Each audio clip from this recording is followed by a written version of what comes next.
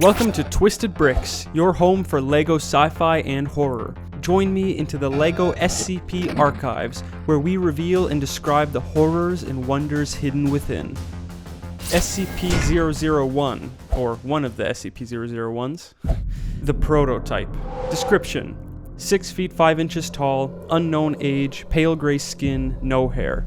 Subject appears emaciated, with long limbs and 3 fingers on each hand. Long mouth, with many teeth appearing broken, rotted, or chipped. No facial features visible, but subject does possess one milky blue eye within its throat. I'll sum it up for you, kiddos. This slender fella is hungry for humans, and besides being fast, hungry, and deadly, it possesses the unique ability to create micro-singularities. However, it can only do that when it is in good health and when its blue eye is exposed. It was a real hassle for our boys in Guatemala, but of course the SCP Foundation sorted things out. SCP-001 is weakened by high temperatures, humidity, and bright lights, so of course his environment here remains hot, wet, and flashy for all our safety. Don't turn on the AC, Kevin. This cameo makes no sense. SCP-002, the Living Room. Description: a tumorous, fleshy growth with an iron valve hatch on one side. This hatch leads to an interior which resembles a low-rent apartment. The space is populated with what appears to be organic furniture composed of bone, hair, and other parts. Look, you know how you eat food and digest it, making that food become you? That's what this living room does. It has a tendency to hypnotize people and draw them inside, where it does something to turn you into more furniture for itself. Where it comes from is a mystery. At some point, it digested someone into a book, but the book had text in a language no one could read, so that's weird. SCP-003, the Biological Motherboard. Description: this one's a two-parter. SCP-003-1 is what would best be described as a computer motherboard composed of organic materials such as chitin, hair, nails, etc. However, analysis shows it to be thousands of years older than any computer humanity has known. SCP-003-2 is the stone tablet that -1 was found attached to. The tablet displays strange runes that emit pale flickering light. It serves the purpose of containing the organic motherboard. So what happens when they are separated? Upon separation and meeting of certain environmental conditions, the motherboard will increase in mass by consuming materials around it, organic and inorganic. It will form organs and, given enough raw materials, will take on a more significant form. This just won't do, so procedures are maintained to ensure that the motherboard remains completely contained. SCP-004, Rusty Keys and the Door. Description: you know how some things look bigger on the inside? This is one of those type situations. Some poor teenagers goofing around discovered a set of rusty keys in an iron lockbox and decided to sneak a peek through the wooden doors. The brave boy who stepped inside first, well, he was torn to pieces, with most parts of him seeming to vanish from existence. 12 keys exist, but they are not identical in effect. I mean, almost all of them cause dismemberment upon opening the door, but not key 6 or key 12. The test subject of key 6 reported entering a room of impossible size, which the Foundation found to have certain potential use cases. The test subject of key 12, however, returned with several screws loose and had to be restrained to keep from gouging his own eyes out. It took some time and a lot of therapy before he could report what he saw. When he was finally able to communicate, though loosely, he described seeing a massive green creature, so large that part of its body extended beyond visible sight. It triggered a deep, primal fear in him and implanted forced, incomprehensible memories. Weird. SCP-005, the Skeleton Key. Description: an ornate key appearing in the fashion of mass-produced keys in the 1920s.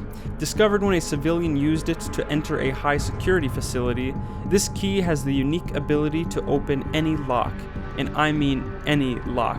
Mechanical, digital, you name it.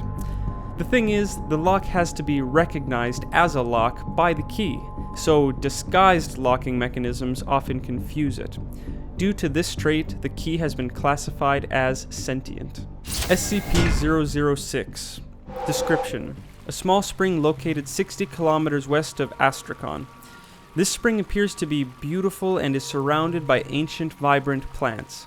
However, it is highly toxic and highly infectious. Any person who would come into contact with the water would have to be instantly incinerated to prevent any risk of outbreak, and unfortunately several personnel have been subject to this procedure.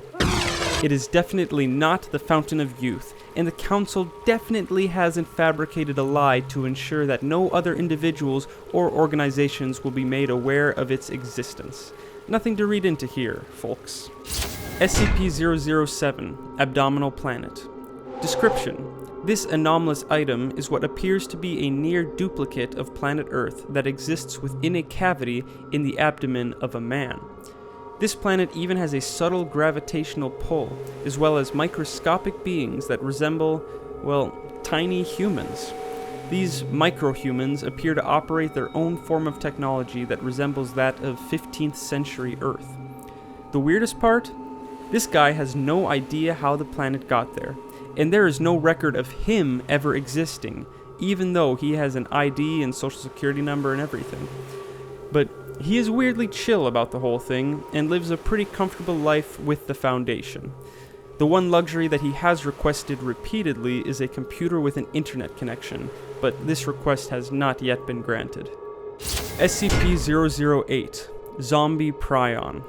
Description: a complex prion, samples of which are stored securely with the Foundation. It is 100% deadly and 100% infectious, transmittable through exposed mucous membranes and bodily fluids. I won't bore you with funny words here.